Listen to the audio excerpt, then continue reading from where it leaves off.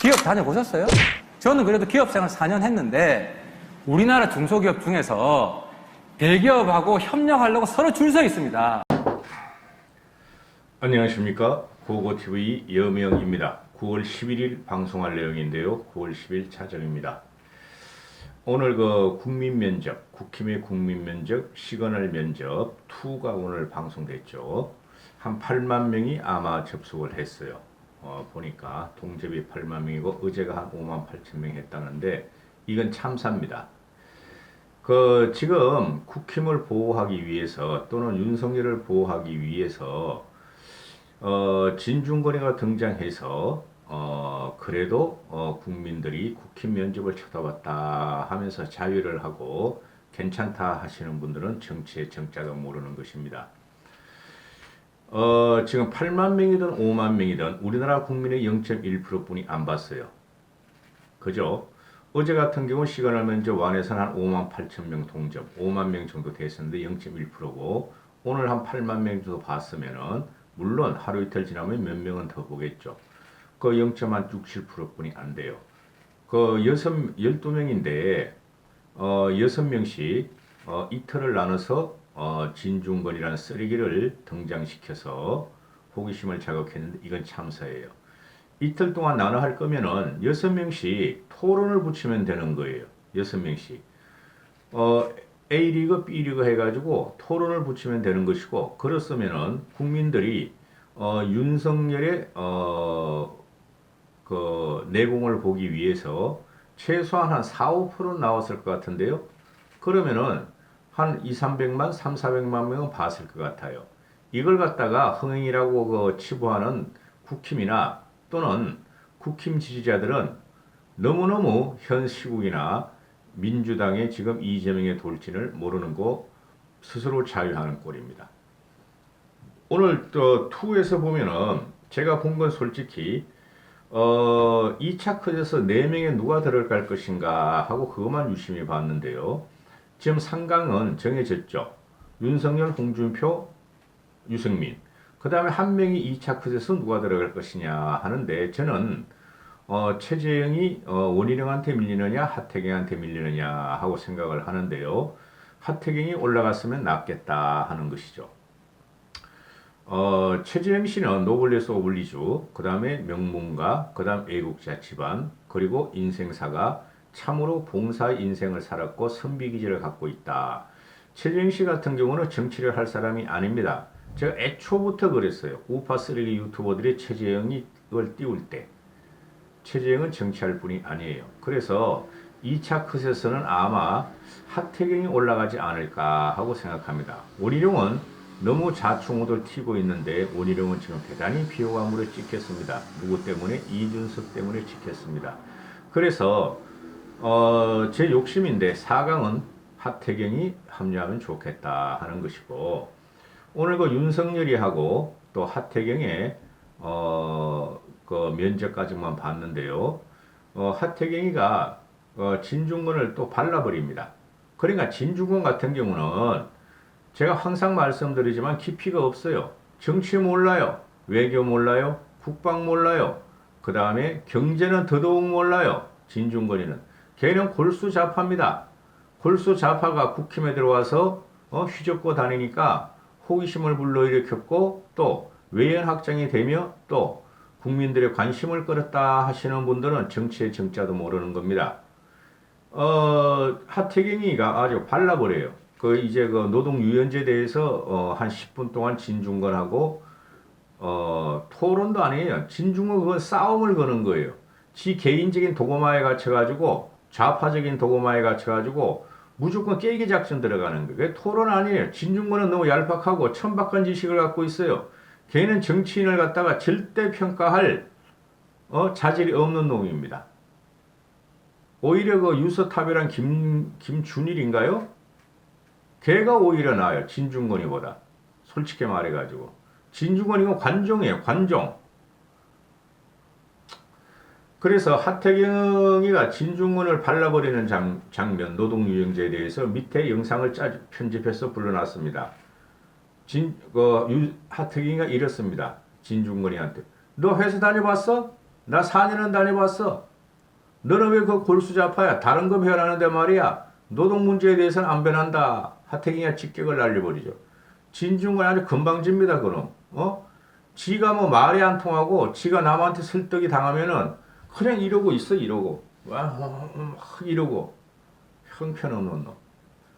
그, 윤석열이가, 어제부터, 그, TV 조선이나 또는 우파 보수지에서 홍준표, 유승민 진땀을 흘렸다. 진중권 때문에. 또 오늘도 윤석열이 진중권 때문에 진땀을 흘렸다는데, 윤석열은 진땀을 하나도 안 흘렸어요. 의외로 당당하게, 의외로 당당하고 안정적으로 대답을 해줬어요. 그런데, 그 한 22분을 이렇게 보고 있으니까, 질문하는 놈이나 대답하는 윤석열 씨나 깊이가 없어. 그러니까, 진중권이가 윤캠프 소속이 맞다는 거예요. 만약에 이게 지금 그 청부 수사, 청부 고발 사건이 이게 문제가 되는데, 손준성이가 자기하고 개입이 됐다면은 사과를 한다 그러는데, 사퇴할 생각은 없는가 하고 진중권이가 물으니까, 윤석열이가 과정을 해서 묻지 말라. 그렇게 하는데, 여유롭죠. 그죠? 그 여유가 아니에요. 깊이를 못 물어봤어요. 진중권이가. 왜 갑자기 사퇴 이야기가 나오죠? 네가 뭔데 이놈아 그 국힘의 경선 주자들을 사퇴하니 많이 그래. 그리고 어제 어제 유승민이하고 홍준표하고 오늘 하태경이하고 쪼고 들어가는 진중권을 보면은 중간에 막 말을 자르면서 지 말을 하면서 막 싸우죠, 그죠? 낄낄거리면서. 근데 윤석열이 말은 다 들어줍니다. 끄덕끄덕끄덕. 다 들어줘요. 윤캠프 소속이죠. 그리고 제가 윤석열을 비호하려는 게 아니고, 일단은 진중권이는 국힘을 싫어해요. 그리고 민주당도 좋아하다가 싫어했고, 갈 데 없는 영혼이라고 진중권이가. 그래서 결국에 오늘 진중권이 같은 경우는 윤석열의 변호인 같은 노릇을 했어요. 물어볼 게 뭐죠? 미래를 물어봐야죠. 그리고 하태경이 같은 경우도 미래 담론을 이야기하잖아요. 노동 문제. 그럼 그런 걸 물어봐야지. 진중권이는 윤석열한테. 향후 대통령이 되면은 이러저러한 이야기를 한다 그러는데 왜 과거 이야기를 자꾸 파고 나오죠? 부정식품이냐 불량식품이냐? 노동시간 120시간이냐? 이런 문제를 들고 나오죠? 노동 문제를 개혁하기로 했죠. 지금 국힘 주자들 대부분이 그러죠. 그러면은 왜 윤석열한테는 그런 거 안 물어보죠? 그냥 인터넷에 끌어내가지고 일반인들이 가십거리로 흥미로운 것들 뭐 노동 120시간 문제, 불량 부정식품 문제 왜 이런 걸 끌고 나오죠? 더 중요한 게 뭐예요? 후쿠시마 문제 아니에요. 후쿠시마 원전 누출 사건. 그거 물으면은 어떻게 이야기를 하겠어요? 아니 그것도 역시 언론에서 잘못 표현한 거다 하고 말하겠죠. 윤석열이가. 그리고 가장 핵심적인 문제가 뭐죠? 박영선이가 물어보더라고. 박선영인가? 박선영이가 검찰총장이 될 때까지 우파 보수 1000여 명을 갖다가 조사를 했다. 감옥에 집어넣었다 그러니까 그건 아니다. 그 검찰총장이 있어 보면 서울 어디가 서울지검인가 서울중앙지검에서 조사하는 것도 1년이 1000명 내지 2000명은 아니다. 그것도 과장된 거다 하니까 진중권 같은 경우 뭘 물어봐야 되죠? 왜 우파를 탄압했냐 그렇게. 그 우파가 제일 윤석열한테 지지를 하다가 거두들이는 게 바로 그 문제고 또 왜 박근혜를 탄핵하고 왜 박근혜 대통령을 갖다가 형 집행정지를 안 시켰냐. 핵심적인 건 안 물어보고 현재 진행되는 거 과거 문제 해가지고 윤석열을 보호하는 거죠. 다 끝난 거예요. 그건 검증이. 미래 검증이란 게 있죠. 경제 어떻게 할 거냐. 그죠? 하태경한테는 경제 문제를 쪼더니 윤석열한테는 안 쪼고. 그렇죠? 그래서 이 진중권이라는 놈이 이게 들어온 것 자체가 저는 기분이 우파 좌파를 떠나가지고 기분이 나빠요. 얘는 관종이에요. 그리고 제 존재감을 나타내려고 매일 새벽 4시까지 페이스북을 날리는 애예요. 이런 게 정치권한테 들어오고 인플루언서로 지금 대한민국에 영향을 미친다는 것이 저는 골치 아파 죽겠어요. 이까지 하겠습니다. 밑에 영상 붙여놓으시면 한번 보십시오. 하여튼 윤석열이가 깊이도 없었고 질문도 깊이가 없었고 윤석열이 검증은 역시 하나도 안 했다 이런 것이죠. 누가? 진중권이가. 이까지 하겠습니다. 나도 우리가 안 좋아요.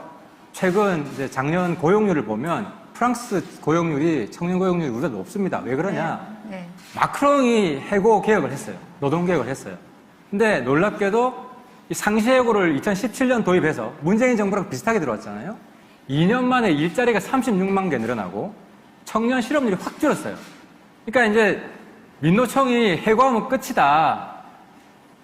실업 대란이 일어난다. 이거 새빨간 거짓말이에요.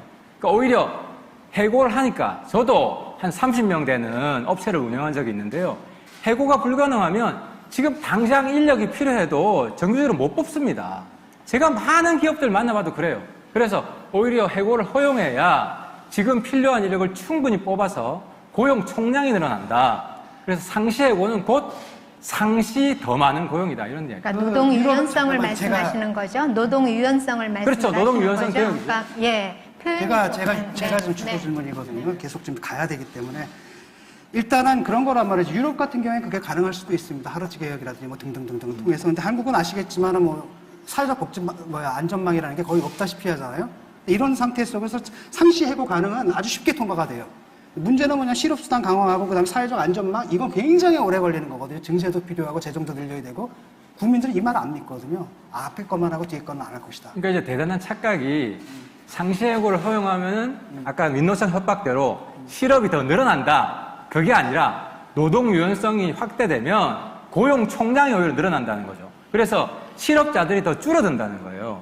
때문에 기업들 매출액도 올라가고 그러면은 세금 더 거치고 고용보험료 더 거치고 그리고 또 저는 또 추가 고용보험을 위해서 교사, 공무원들도 고용보험 낼 수 있도록 제가 호소하고 있는데 그런 식으로 고용보험료를 확대하게 되면 점진적으로 그런 문제들이 해결된다는 거죠. 그러니까 고용의 안정성을 오히려 떨어뜨려야지 뭐 고용이 늘어난다 뭐 이렇게 말씀하니까 정말 지금 제가 황당한데요. 이런 얘기가 있죠. 또 하나는 뭐 10%를 갖다 상시적으로 해고하고 그다음에 나머지 10%를 뽑겠다 이런 얘기가 있는데 이게 뭐 공무원 탄력제?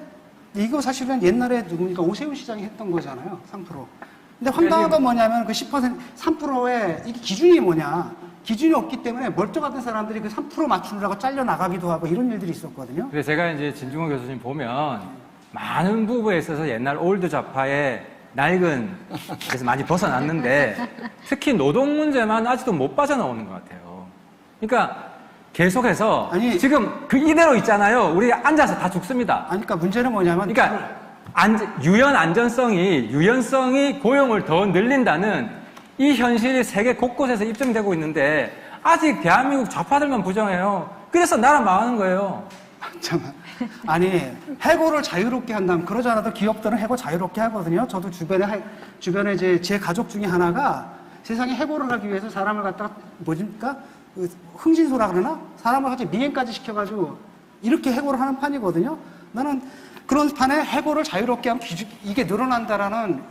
그러니까 예컨대 무슨 근거로 가지고 그렇게 말씀하시는 다른 기업들은 전부 다 철밥통인데 이 기업만 해고를 하면 일자리가 없겠죠. 근데 미국이 그렇잖아요. 코로나 오기 전에 미국에는 일자리가 모자르지 않았어요. 일본도 일자리가 모자르지 않았고 유럽도 실업률이 점점 줄었어요. 근데 유독 OECD 국가 중에 대한민국만 고용 절벽 상태로 실업률이 계속 어떻게 설명하실까요? 자, 10% 있잖아요. 10%를 자유롭게 해고하게 하겠다라고 하셨는데 그 10%의 기준은 뭡니까? 그건 시한부 정책이에요. 지금 청년 실업이 너무 심각하기 때문에 이 고용 문제가 어느 정도 풀릴 때까지 허용하겠다는 거지 의무적으로 자르라는 이야기가 아니고요. 그건 왜곡하시면 안 되고 회사 내에서 자율적으로 해야죠. 자, 근데 10%를 자른 다음에 또 10%를 새로 고용하게 했단 말이죠. 그렇다면 기업으로서는 총 고용량이 아무 차이가 없는 거예요. 근데 그게 어떻게 고용이 참 그게 아니죠. 그게 아니죠. 아까 이야기했지만은 인력을 줄이실 때 줄이면은 지금 더 채용한다니까요. 그러니까 10% 그리고 또 한 가지만 예를 들어서 아까 10% 조건이 뭐냐면 10%를 해고하는 조건이 10%를 신규 고용하는 거다. 이렇게 나와 있거든요, 공약집에. 그러니까 10%를 해고하고 10%를 신규 고용했으면 총 고용량에는 차이가 없는데 갑자기 막 고용이 늘어나고 난 이게 모르겠어요. 왜 그런지. 그러니까 수학해야 되는데 자꾸 산수하시니까 그런 거예요.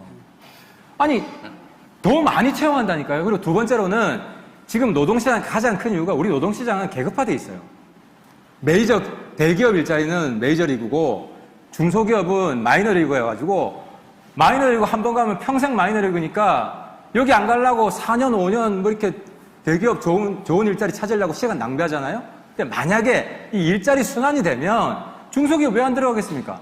그러면 중소기업에도 좋은 인력이, 우수한 인력이 들어가서 중소기업도 좋아지고 대기업도 경험, 신출 노동자가 아니라 경험을 한 인력이 들어오니까 대기업도 더 좋아지고 다 같이 상생하는 길이라는 자, 거죠. 그 10%